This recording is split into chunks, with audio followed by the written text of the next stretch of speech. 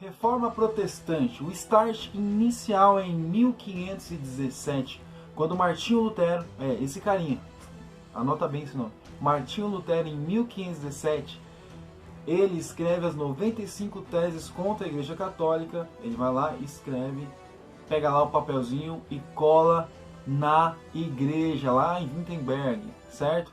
Então aí começa o start inicial, então tudo começa a se transformar. A Igreja Católica claramente não vai aceitar isso, né? Não vai ver com os bons olhos, 95 teses contra ela, tudo aquilo que ela pregava, tal, vem um cara e escreve isso, como é que é aí?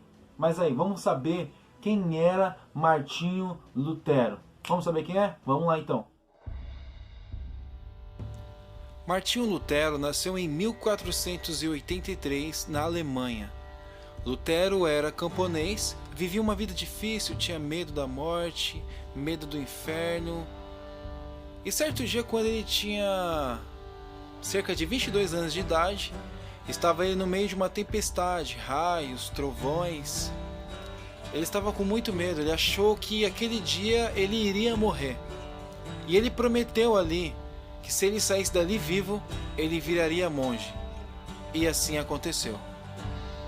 O jovem Martinho Lutero dedicou-se por completo à vida no monastério, empenhando-se em realizar boas obras a fim de agradar a Deus e servir ao próximo através de orações por suas almas. Dedicou-se intensamente à meditação, às autoflagelações, às muitas horas de orações diárias, às peregrinações e à confissão. Quanto mais tentava ser agradável ao Senhor, mais ele se dava conta de seus pecados. Lutero também se dedicou aos estudos, onde ele recebeu o bacharelado em estudos bíblicos, e em 1508 ele começou a lecionar teologia na Universidade de Wittenberg. Em um desses dias que ele estava dando o estudo, uma coisa diferente acontece na vida de Lutero. Quando ele estudava o livro de Romanos, ele se deparou com o seguinte texto: "O justo viverá pela fé."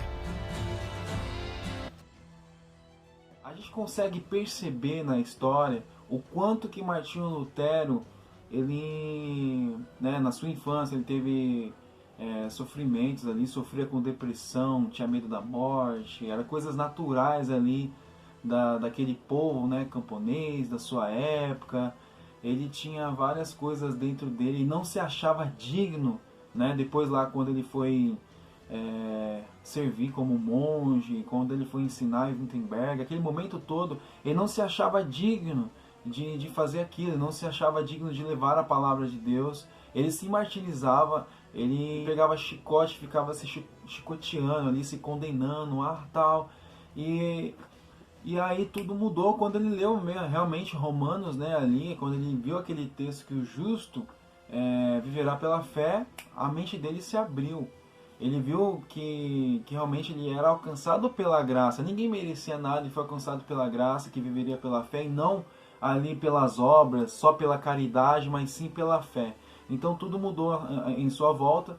Ele abriu os olhos para muitas coisas e ali mesmo ele começou a enxergar coisas que estavam ao seu redor ali, como na igreja, que não estavam muito corretas, que não estavam muito certas, que não estavam de acordo com a palavra de Deus.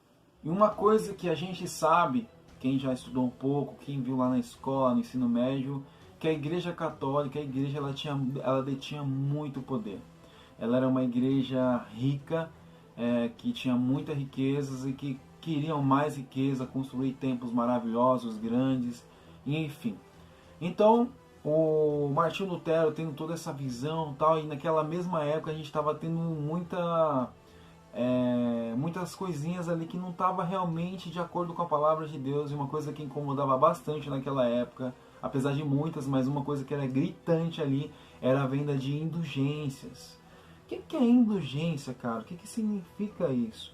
Indulgência era uma oferta para compensar uma punição, certo? O que acontece? A Igreja Católica naquela época precisava de grana, eles queriam reformar ou construir uma nova catedral. Então foi enviado ali para a cidade ali de Wittenberg um homem chamado João Tetzel. Acho que é assim que pronuncia, não tem uma pronúncia muito legal, mas eu vou escrever aqui, tá? O nome certinho do cara aqui. Ele foi um emissário papal que ele foi enviado para a cidade para arrecadar esse dinheiro. E o que ele fazia? Ele pedia ofertas, que ali, a partir daquelas ofertas, eles iam rezar, fazer uma reza ali, e ia tirar as pessoas do purgatório, né? Com apenas uma reza, tirava a pessoa do purgatório, a pessoa saía daquele sofrimento e ia direto para o céu.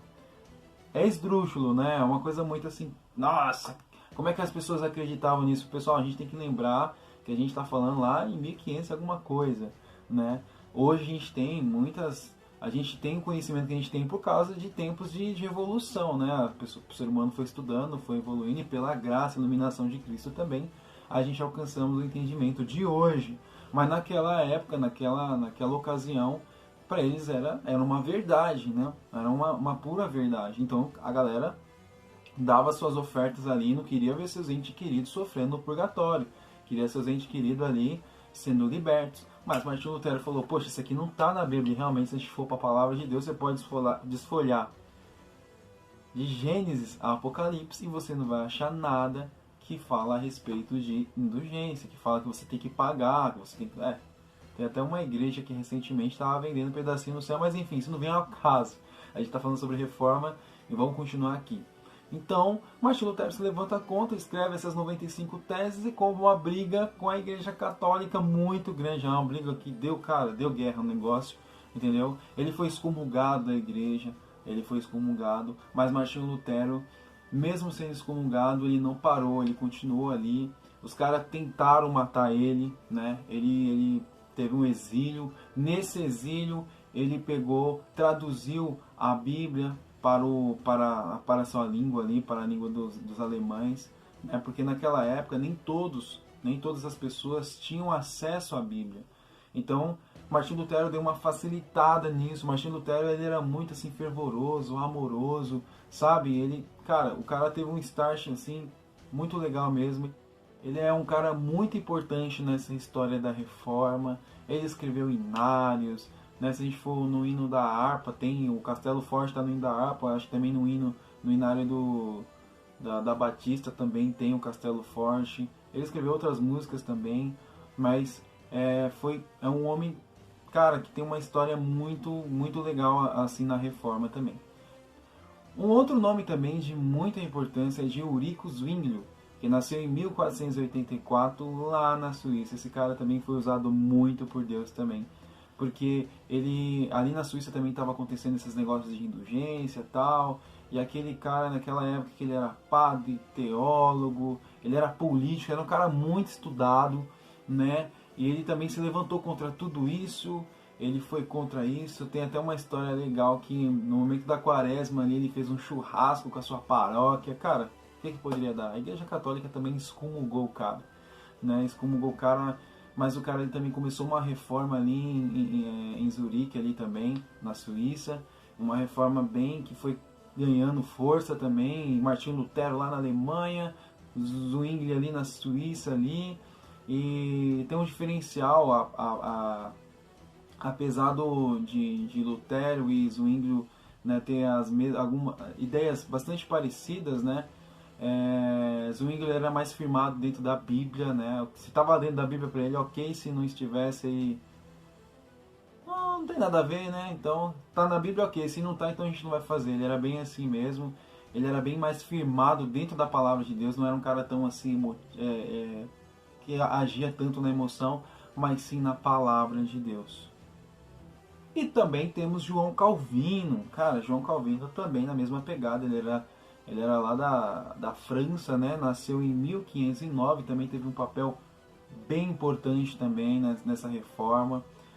Quando a gente fala de reforma também não tem como não falar de João Calvino. Ele foi um homem bem centrado também na palavra, teólogo, bem estudioso. Ele não queria os holofortes virados para ele, não queria ser um mártir nem nada. Naquela época ele queria apenas servir mesmo, ser um teólogo. Ele entendia que ele queria separar o tempo para estudar a Bíblia, preparar coisa, teologia e tal. Tanto que ele é um dos primeiros a escrever sobre a teologia protestante, né? Então ele tem um papel muito fundamental também. E uma coisa que diferenciava bastante ali Martinho Lutero, de Zwinglio, e João Calvino também compartilhava da mesma questão de Zwinglio, que era a respeito da ceia.